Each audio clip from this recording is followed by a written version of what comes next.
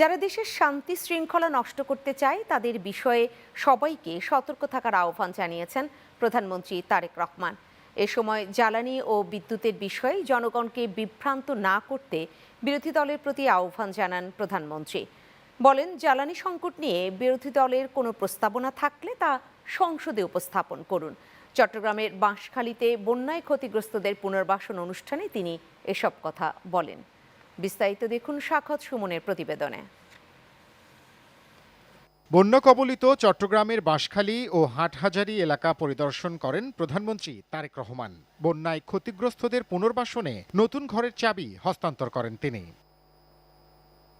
এ সময় বাঁশখালীর সমুদ্র সংলগ্ন এলাকায় কলকারখানা স্থাপন করে এই অঞ্চলের বেকার সমস্যা সমাধানের আশ্বাস দেন প্রধানমন্ত্রী। একই সঙ্গে লবণ চাষীদের কল্যাণে শিগগিরই মূল্য নির্ধারণের ঘোষণাও দেন সরকার প্রধান। সমুদ্রকে কিভাবে ব্যবহার করে বাংলাদেশের মানুষের তাদের জীবন ব্যবস্থা উন্নত করা যায়, কিভাবে আমরা সেটি এইখান থেকে শুরু করে সেই মিরেশ্বরাই পর্যন্ত মাতারেবের পর্যন্ত কিভাবে আমরা বিভিন্ন মিল ফ্যাক্টরি স্থাপন করার মাধ্যমে এই দেশের মানুষের কর্মসংস্থানের ব্যবস্থা করতে পারবো, এই দেশের মানুষের ব্যবসা বাণিজ্যের ব্যবস্থা করতে পারবো। তারেক রহমান আরো বলেন, এখানকার শান্তি শৃঙ্খলা বজায় রাখার জন্য সবাইকে সতর্ক থাকতে হবে। কেউ যেন বিভ্রান্তি ছড়ানোর সুযোগ না পায়। বিভ্রান্ত ছড়ানোর চেষ্টা করছে।